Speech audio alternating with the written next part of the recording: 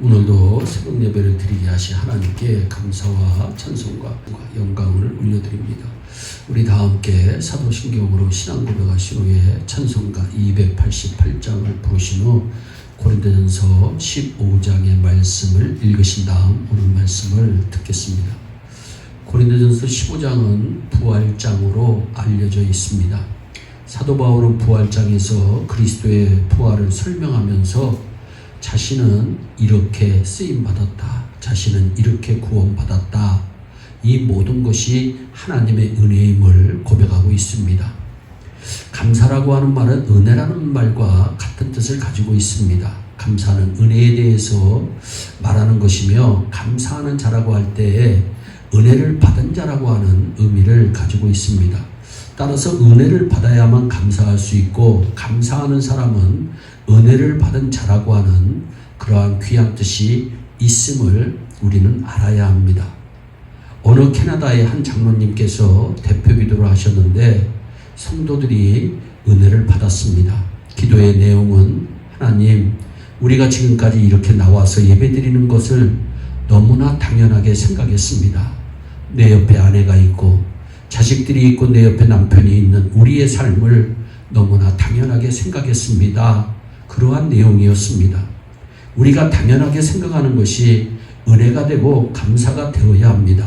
사랑하는 여러분, 교회 나오셔서 내 옆에 있는 성도들을 볼 때에 저 성도가 있기에 교회가 있고, 이 교회를 통해서 내가 위로를 받고 기쁨을 맛보고, 그리고 천국의 아름다운 규제를 통하여 내가 날마다 세임을 얻는구나 라고 생각한다면 옆에 있는 성도가 귀할 수밖에 없습니다. 옆에 있는 성도 때문에 내가 행복한 줄 아시기 바랍니다. 옆에 계신 집사님, 옆에 계신 장로님, 옆에 계신 성도님들을 보면서 저는 성도님 때문에 행복합니다. 늘 감사하시기 바랍니다. 이 마음을 꼭 가지시기 바랍니다. 이렇게 와서 예배 드릴 때 아무도 없고 썰렁하다면 어떻게 은혜가 될 수 있겠습니까? 캐나다 교회 장로님이 기도하신 것처럼 내 아내가 내 옆에 있게 하시면 보통 일이 아닙니다. 내 남편이 내 옆에 있는 것 보통 일이 아닙니다. 내가 이것을 몰랐습니다. 하나님 나에게 이렇게 축복 주심을 감사합니다라고 하나님의 은혜에 감사하는 것이 성도의 마땅한 도리인 줄로 믿습니다. 많은 분들이 자기 힘으로 사는 줄 알고 그것을 모르고 깨닫지 못하기 때문에 목에 힘을 주고 눈이 자꾸 치켜 올라가는 것입니다. 저도 제가 언제 천국 갈지 모릅니다. 왜냐하면 내 목숨이 내 것이 아니면 하나님의 것이기에 하나님께서 언제든 오라 하면 갈 수밖에 없습니다. 따라서 현재 살아있는 자체를 감사하시기 바랍니다. 내가 이 땅 위에 살고 있으며 내 눈으로 볼 수 있으며 내 발로 걸어 다닐 수 있게 하신 하나님의 은혜에 감사하시기 바랍니다. 여러분, 정말로 그렇습니다. 제가 걸어 다니는 것이 또 보통 일이 아닙니다. 병원에 많은 환자들 가운데 걷고 싶어도 일어나고 싶어도 마음대로 하지 못하는 분들이 있습니다.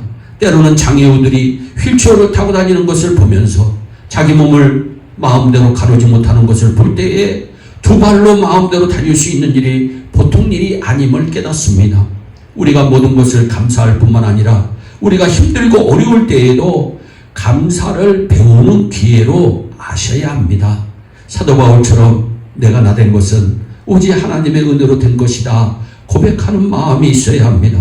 오늘의 내가 될 수 있었던 것은 내 힘으로가 아니고 오직 은혜로 된 것이라고 하는 말씀입니다. 참 많은 사람들이 자신이 잘나서 성공한 줄 압니다. 자기가 많이 노력해서 행복하게 사는 줄 압니다. 자기 힘으로 모든 것을 이룰 줄 압니다. 그러나 진실한 성도는 그렇게 생각하지 않고 은혜를 깨닫습니다. 그래서 은혜의 진심으로 감사하며 살아갑니다. 언제나 겸손함을 잃지 않습니다.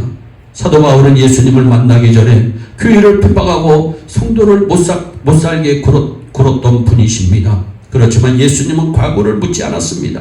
우리 죄와 허물, 실수와 부끄러운 과거를 다 지워주시는 분이 우리 예수님입니다. 과거의 잘못 때문에 오늘과 내일의 복을 취소하시는 분이 절대로 아닙니다. 어떤 죄를 저질러서도 회개하면 다 용서하시고 구원을 선물로 주십니다. 평안과 천국의 기쁨을 아낌없이 나누어 주시는 것입니다. 존귀하게 높여주시고 새로운 복된 삶을 열어주시는 분이 우리 주님이십니다.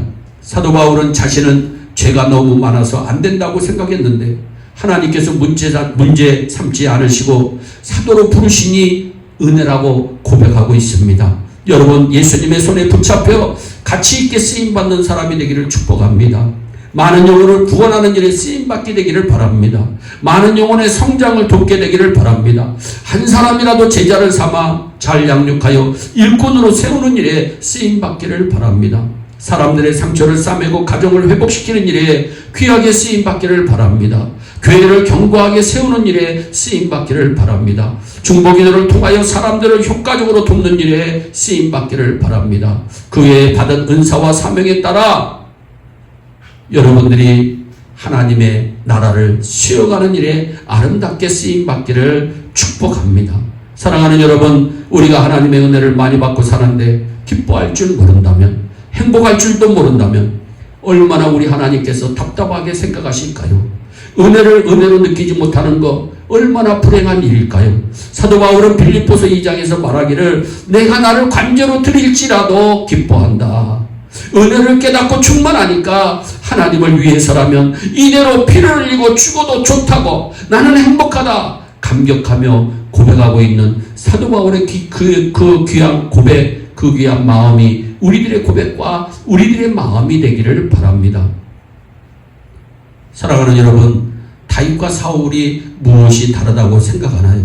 사울은 왕이 되었을 때 감사할 줄 몰랐지만 다윗은 왕이 되었을 때 늘 감사합니다. 하나님, 내가 누구입니까? 저는 목장의 목동이 아닙니까? 그런데 나를 하나님은 왕으로 세우셨습니다. 하나님의 은혜를 일평생 잊지 않고 살았던 분이 다윗입니다. 이 두 사람의 결과가 어떻게 되었습니까?